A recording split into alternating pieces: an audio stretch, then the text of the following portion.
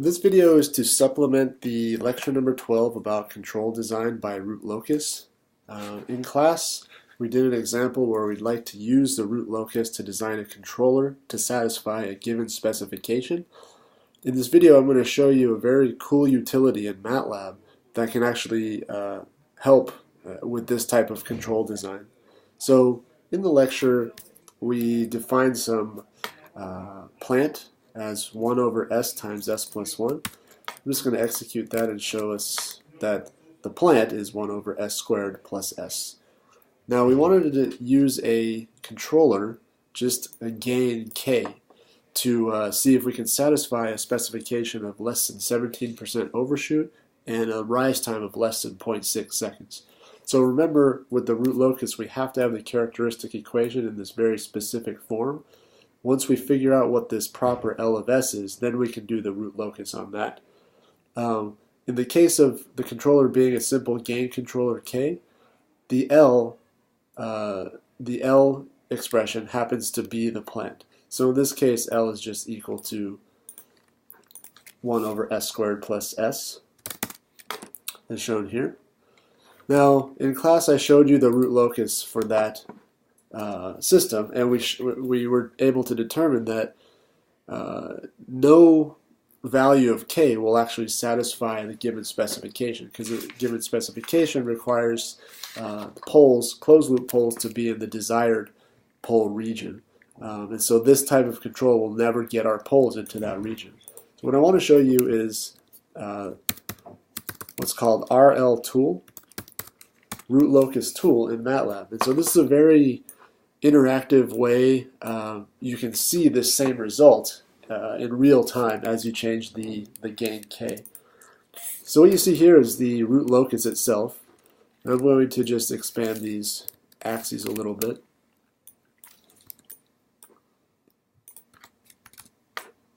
So that we can see the entire root locus.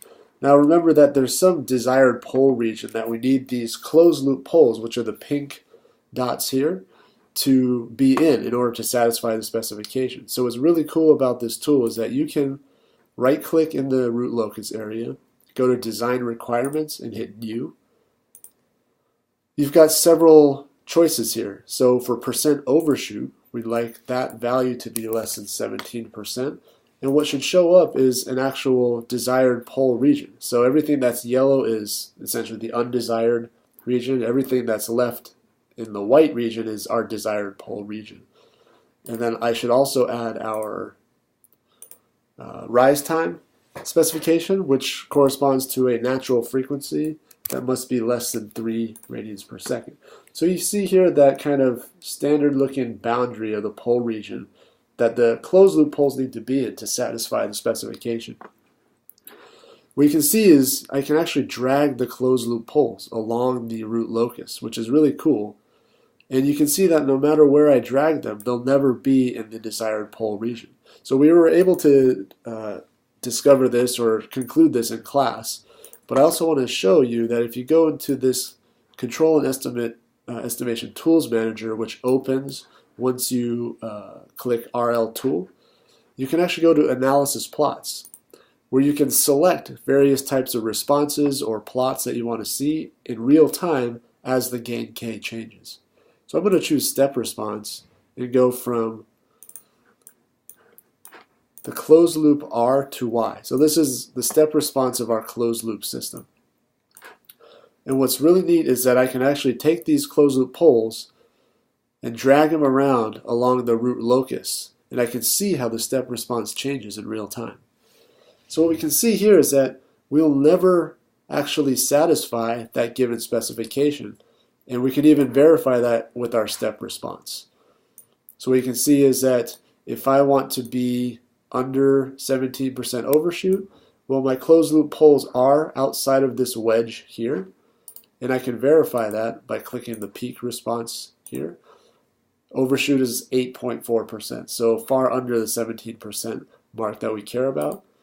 But also that the rise time is actually larger than what we want because we're not outside of this region here, the omega n is equal to 3 region. So this is a very, very cool tool you can use to do root locus control design. So the next thing I want to show you is how we apply that same RL tool to our updated controller. So in class we figured out that we can use a different type of controller. In this case it was k times s plus 1.01 divided by s plus 8. And the point here was that we sort of shifted the root locus over to the left. So I can show you what that looks like one more time. So now we've got those asymptotes at -4. And so at some point our closed loop poles should enter the desired pole region. Again, we have this funny behavior at -1, but essentially what's happening is the closed loop pole is extremely close to that 0, and the effect of that 0 is being canceled out. So again, I'm going to go to RL tool for this particular L here. And we're going to do the same type of control design, but with the different L. So what you can see again is that the the root locus shows up here, and you can actually drag these poles around. And this is how the closed loop poles are going to change as you increase the gain K. So if you're curious as to what is really going on down by this -1 area, I can actually drag these poles around for you to show you. So when the gain is close to 0, the poles are here. As I increase the gain K, this is a trajectory of the closed loop poles.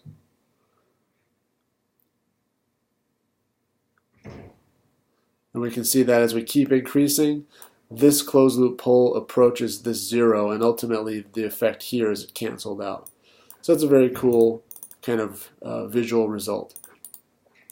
So again, I'm going to go ahead and expand these axes a little bit